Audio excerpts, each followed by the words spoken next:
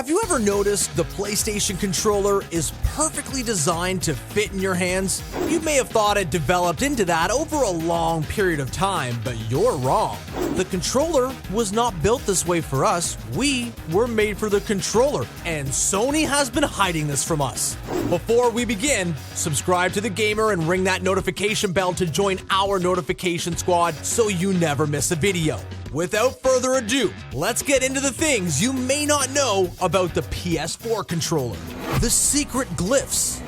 The controller has gone through a staggering amount of change, so much so it could be considered its own microcosm of biology and evolution.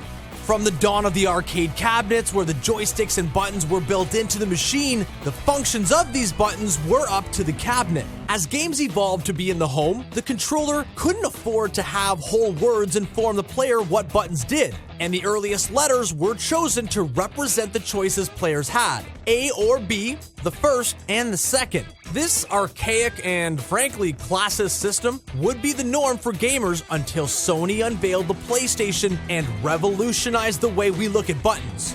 Comfort conspiracy. Innovation comes in all shapes and sizes. Perhaps the one company who's always trying to reinvent the wheel when it comes to gaming is Nintendo. It seems that with every console generation, they could never make up their mind about what they wanted their systems to be. It all started with the NES and the classic Gray Square. While Nintendo was trying to predict the future of gaming, Sony, a company for the people, gave gamers what would be for decades to come the controller for gaming. The PlayStation controller is perfect in all aspects of gaming. It fits perfectly in our hands. Thumbs resting on joysticks, fingers resting on shoulder buttons. There is no wasted effort pressing the buttons you want to press. The PlayStation controller is a perfect marvel of engineering that has remained largely unchanged since the PlayStation's launch. Why mess with perfection? Wired mayhem. Perhaps one of the biggest leaps in gaming controllers is the loss of the cord. Like many things in this video, the cord might be simple, but it is oh so complex and meaningful, packed with metaphors and innuendo. While we were not free to chuck controllers into calls without disconnecting them, we have lost that oh so vital connection. Plus, now we need to find another way to physically assault our enemies other than choking them out with a game cord. Rumble beginnings. There are a lot of quirks gamers do to try and further immerse themselves into the game. Shaking the controller to make the character go faster before we had motion controls. Pressing the button harder to make the attack stronger or the vehicles faster. It all came down to immersion. We wanted to be a part of the game and to get the feedback we need in order to fully enjoy a game. In the early days, we came one step closer with something called Rumble. It was a handy little novelty that quickly turned into a staple of all modern gaming. Now, in ye olden times, the Rumble feature was an external object you had to attach to your controller and would send out this jarring mini earthquake through your body, and you knew you were hitting the game. It was a primitive form of feedback, but it wouldn't be until the PS4 that we would get HD Rumble. When we get a boost of speed in a racing game or take major damage in a shooter, we become so much closer to the full immersive gaming experience we all strive for. Button customization. We touched on this concept in the beginning of the video, but the button configuration of a game is key to understanding the fundamentals of any game. How are you going to excel at a game if you don't know how to push the little buttons on the controller? Each controller has its own unique configuration. Xbox has YBAX. The PlayStation has the symbols X, triangle, circle, and square. Nintendo is kind of all over the place, honestly. However, as we have learned throughout the years, these buttons don't have to be set in stone and be used for a singular purpose. Ever since games entered the third dimension, there has been a call for more customization when it comes to control. Just like customizable hotkeys on the PC, console games' button configuration can be customized too. You don't want to jump with the A button? Fine, you can jump with the X button. However, the PS4 took its controller configuration to a whole new level, where one would customize the controls in a specific game, one could customize the configuration to the console itself, creating a customization inception, if you will. You can map out your buttons to be inverted normally, but then, in a specific game, map those same buttons to different buttons altogether. Remapping within remapping. It's gaming on a whole new, more confusing level. Larger than life. The old saying rings true no matter what lifestyle you choose and what industry you choose to go in. Bigger is always better, and the people who say otherwise are wrong and want to see you fail.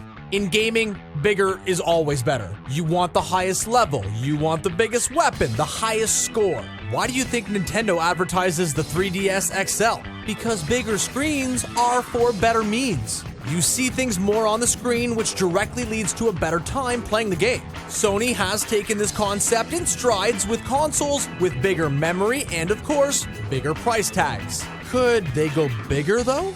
You betcha. To celebrate the grandness that was the PlayStation 4, Sony installed a fully functional, giant-sized PS4 controller in their office. While this is clearly a promotional stunt, the controller does function like a normal one, which means you can boot up Dark Souls and punch each button head-on with your fist while you cry out in agony as you die again and again. There's nothing like a big, giant-sized controller to humble you, to make you feel so small while yielding such awesome power. Sure, this may not be commercially available. Bigger may be better. But it is doubtful any gamer can handle such a massive controller. Blinded by the light. Of course, not every feature is worth a long diatribe. One of them being the PlayStation's ability to adjust your controller's brightness on the bar, indicating that it's in fact turned on. While it's helpful to reduce the power consumption of and extend the overall battery life, those same battery saving tips could all be solved with a cord that plugs right into the console. You know, like normal God-fearing gamers.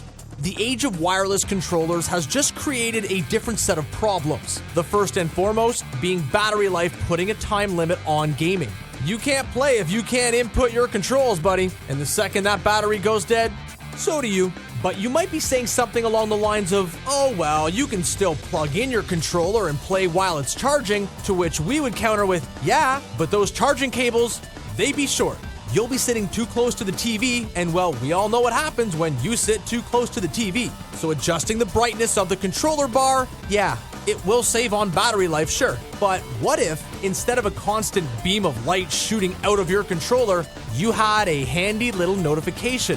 A little nudge with the rumble, perhaps. Change the speaker volume. There may be some obscure game controller in the panels of history to first have a speaker built right into the controller, but the one we remember was the Wiimote for the Nintendo Wii. Swinging the sword in Twilight Princess would give you a poor, low-quality sword swing. WarioWare Smooth Moves used it in a few mini-games. It was a feature no one really gave the light of day. And while other controllers like the PlayStation 4 controller would have an integrated speaker, the quality of said speaker was not an amazing feat of audio engineering.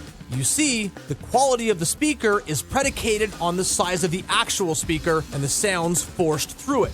There are probably only a handful of games in the PS4's roster to even utilize this feature. Our advice? Turn it way down. Make sure you never hear it come out of your controller in a game. But on the off chance you do, you most likely may never want to relive that moment again. Game companies may strive for deeper and deeper immersion in a game, but having a low-quality speaker shoved arbitrarily into the controller is not one of them. Sharing is caring. With the advent of social media, every game console now needs to be its own all-in-one social media platform. The console is now a one-stop shop for all your connectivity needs. Online play has long facilitated TeamSpeak and online gaming, but players can now stream directly to Twitch or record their game footage for a Let's Play channel. While online gaming has its benefits, mainly the benefit of connecting us with other gamers from across the country, across the globe even, it has somehow isolated us. Sure, we can share that sweet triple kill with a push of a button on the PlayStation controller, but no one will actually be there in your room to witness it. No matter how many times you hit the share button, you're still sitting by yourself with your friends miles away or halfway across the country. The other useless crap. At the end of the day, the job of a controller is just to let you, the player, control the game and play.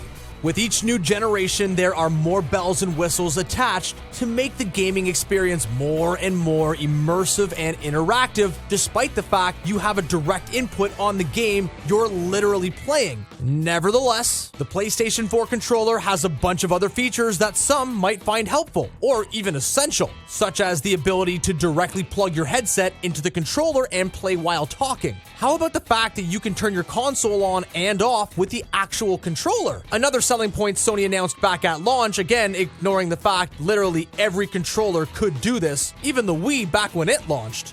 The point we're trying to make is the PlayStation 4 controller has a lot of fun features and hidden secrets to it, but at the end of the day, the entire point of a controller is just to let you play the game. We can talk about them all day long, but we would rather sit down and start playing than keep talking. Well, there you have it. Are there any other secrets about the PS4's DualShock 4 controller you know of? Are there any that we may have missed? Let us know in the comments section below. And don't forget to subscribe to The Gamer for more videos like this one. Thanks for watching.